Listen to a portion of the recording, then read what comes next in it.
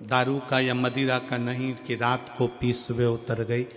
नशा एक और होता है शंकर के मंदिर में एक लोटा जल चढ़ाने का और शंकर के नाम को गाने का। वो कभी उतरता नहीं, वो कभी नहीं उतरता।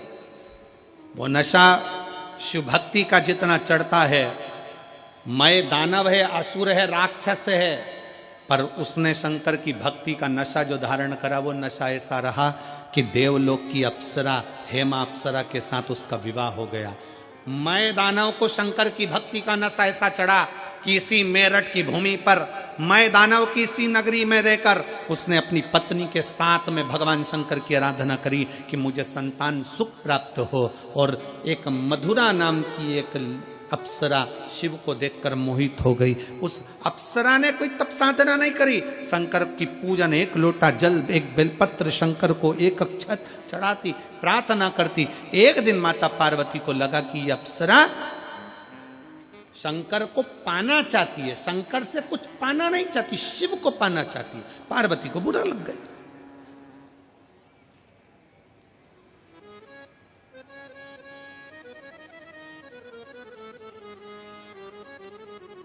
कितने असुर, कितनी चतुर थी। रामचरितमानस की युद्ध का क्रम प्रारंभ करने वाली वो एक रावण की बहन, क्या नाम था, जम के बोलो जरा, शूर्पणखा, कितनी समझदार थी। उसके बराबर विद्वान दुनिया में कोई नहीं हो सकता। शूर्पणखा के बराबर कोई विद्वान नहीं हो सकता।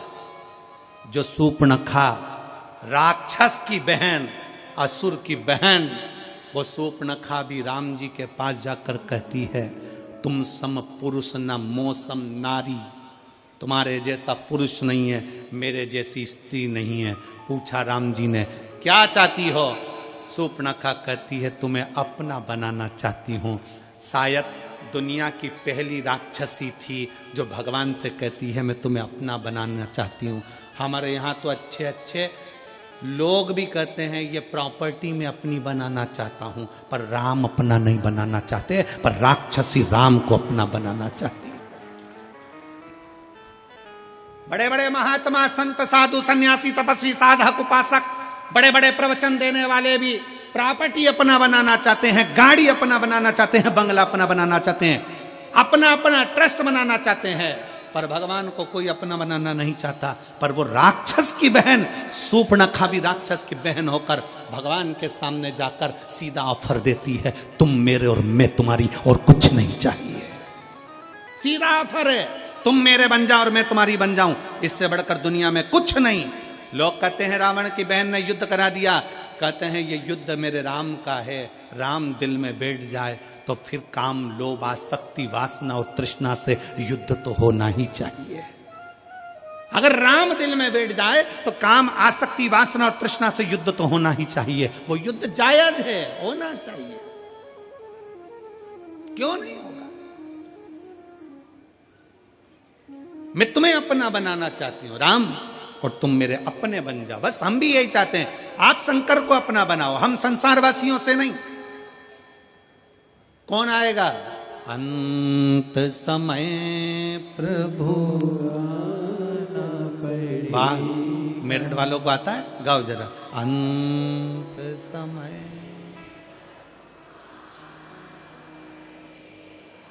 वचन निभा,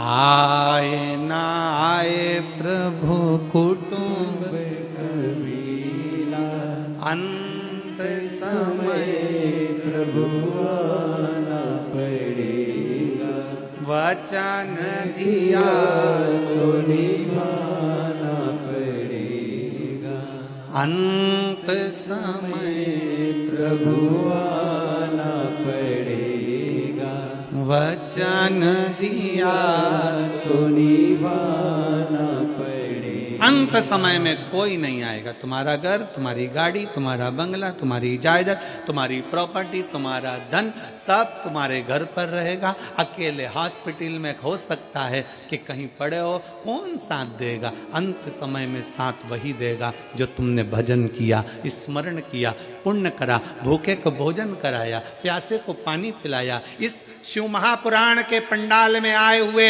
ये हजारों लाखों शिव भक्तों का जो तुमने मुंह झूठा कराया, अपने घर से पूड़ी बना लाए, रोटी बना लाए, सब्जी बना लाए, बेसन बना लाए, 4 रोटी बनाकर, तिल्ली का लड्डू बनाकर लिया। संक्रांति तो बाद में आएगी, लड्डू बनाकर पहले तुमने इस शंकर के भक्तों के मुख झूठे करा दिए। वो तुम्हारा मुख झूठा कराना खाली नहीं जाएगा। एक डायरी में लिख कर रखना, मैंने 5 रुपए की चाय किसी को पिलाई, किसी को लड्डू खिलाया, वो 3 महीने में वो 5 का 1000 गुना हुआ कि नहीं हुआ, वो हमको बताना जरूर, हमें बताना जरूर कि वो मिला कि नहीं मिला। ये बच्चा, वो वर्मा जी ने लिखा अपने पत्र में कि मैंने तो केवल हापुड़ के पंडाल में, सौरभ वर्मा लिखे, मैंने तो केवल हापुड़ के पंडाल में बैठकर कथा का रसतत्व ग्रहण किया है। आ जाओ बेटा।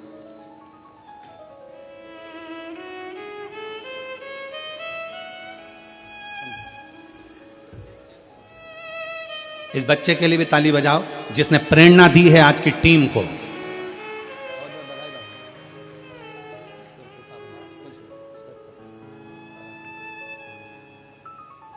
एक माता पिता, माता पिता,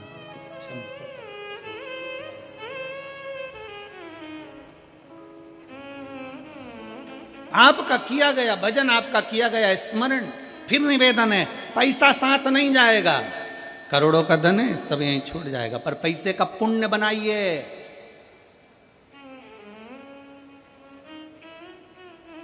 पैसे को बैंक में यहां जमा करो और दिल्ली में एटीएम से निकाल लीजिए और वो कार्ड से जमा निकाल लीजिए, बस यही है।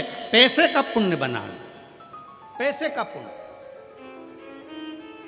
थोड़ा भूखे का भोजन, प्यासे का पानी और जय बाबा बर्फानी है क्या? क्यों कहते हैं कि भूखे को भोजन और प्यासे को पानी और जय बाबा बर्फानी क्यों कहा जाता है? किस लिए कहते हैं? उसका कारण केवल है कि किसी देवता के साथ भूखे का भोजन और प्यासे का पानी नहीं लिखा है, केवल बाबा भोलेनाथ के साथ इसको जोड़ा गया है। क्यों? क्योंकि ब्रह्मा ब्रह्म लोक में रहते हैं, भगवान विष्णु बैकुंठ लोक में रहते हैं, पर शंकर पृथ्वी लोक पर रहता है। मृत्यु लोक में जो किसी अन्न का भाग भी दान करता है, किसी प्यासे को पानी भी पिलाता है, किसी शिव भक्त का मुख झूठा कराता है, उसका पुण्य खाली नहीं जाता, उसका पुण्य खाली नहीं जाएगा। एक पत्र है,